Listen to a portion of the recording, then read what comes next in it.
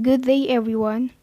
We are from BSCS 42 and in this video, we will present to you our developed system entitled Attendance Monitoring System using QR code for the senior high school students in City College of Tagaytay. This is the login page and the system can be accessed by 3 authorized users: system administrator, teacher, and student.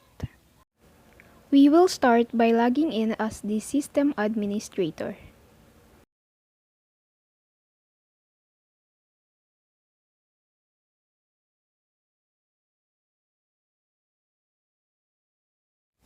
The system administrator's account has 4 sections: dashboard, manage account, settings, and logout. Teacher and student accounts are found under manage account. The add academic year, add subject, and assigning are all available in settings.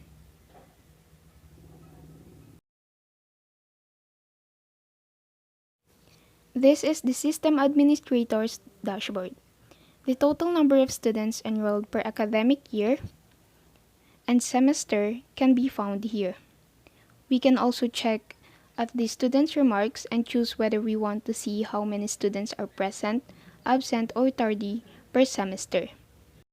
The data is shown graphically below. The total number of students enrolled in each academic year is represented in this graph. The total students enrolled per semester is displayed next to this graph.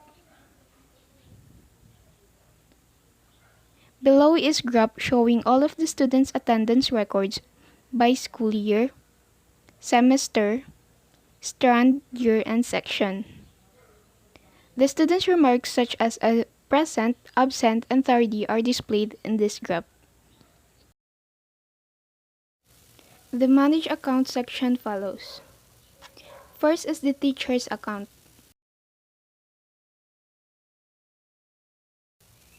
The teacher's account allows the system administrator to add new teachers.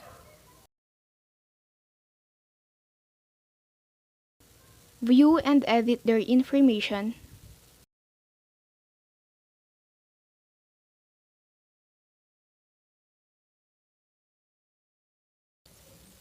View their schedule.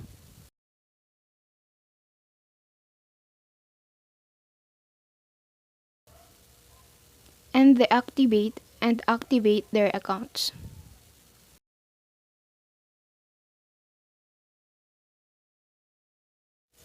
However, the account cannot be deactivated until it has not been verified. There's also a search bar here to help you find a teacher's account easily. Next is the student's account.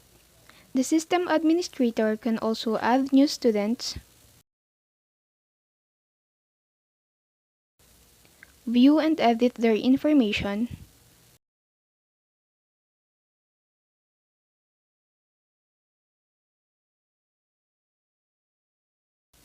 and can deactivate and activate their accounts as well. However, until the account has not been verified, it cannot be deactivated. And there's also a search bar here for locating a student's account.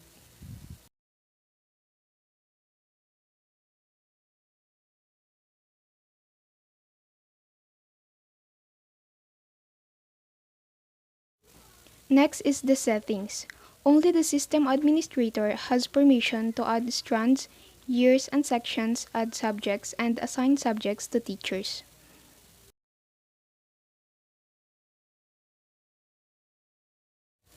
The system administrator can choose which strand, year, and section to add when adding a strand, year, and section. There's also a search bar to help you find strands quickly.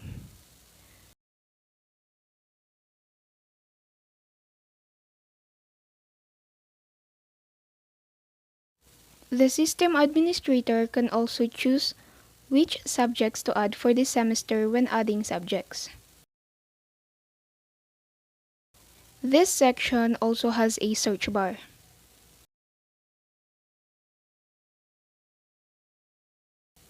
The system administrator can also choose a teacher, subject, strand, year and section, start time, end time, and day when assigning subjects to teachers.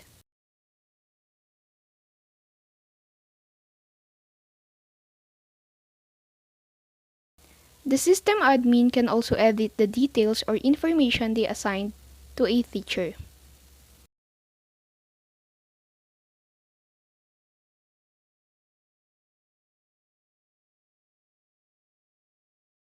And they can search for a certain instructor or subject that has been added using the search bar. And in this section, the user can also log out at any moment. The teacher's account will be logged in next, but before doing so, the teacher must go through a verification and registration process to gain access to the system.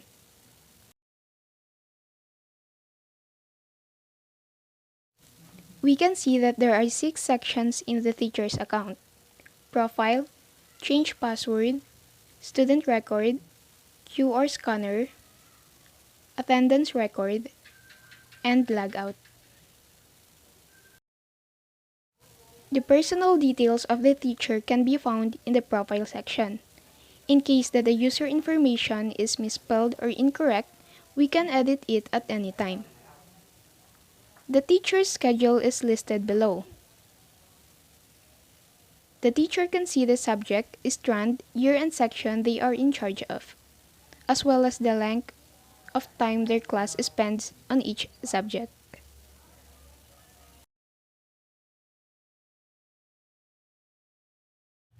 The teacher can also update their password in this section.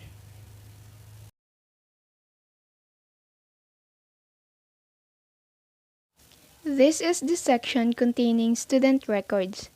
This page contains all of the information about the students.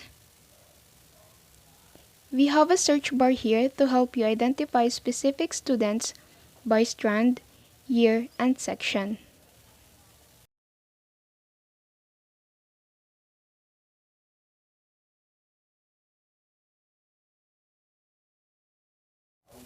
The QR scanner section is where the teacher records the students' attendance.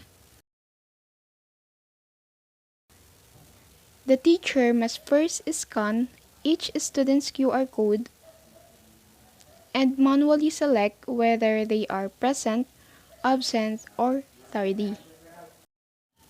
After hitting the submit button, it will be automatically recorded.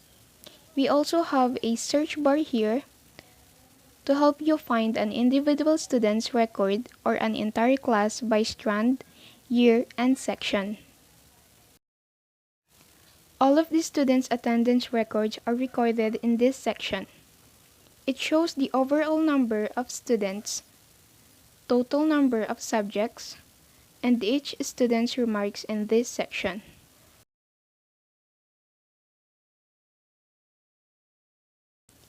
We can also choose whether we want to view on how many students are present, absent, or tardy.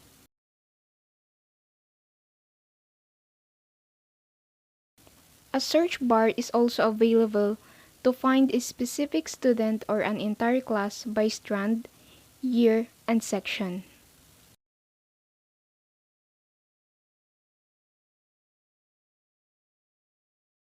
And here we can click the Details button to view the total number of present, absent, and tardy of each student. In this section, the user can also log out at any moment. We will now access the student's account. However, before signing in, the student must first undergo a verification and registration process.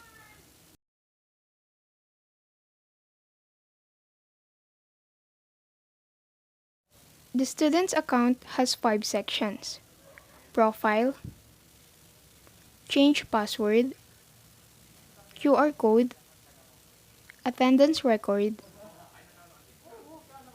and logout.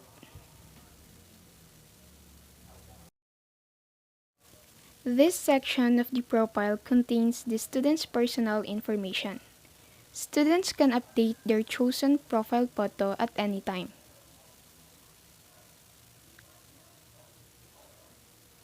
And they can edit their information if there are any misspellings or incorrect informations. The student's schedule can be found below, where they can view their subject and class time.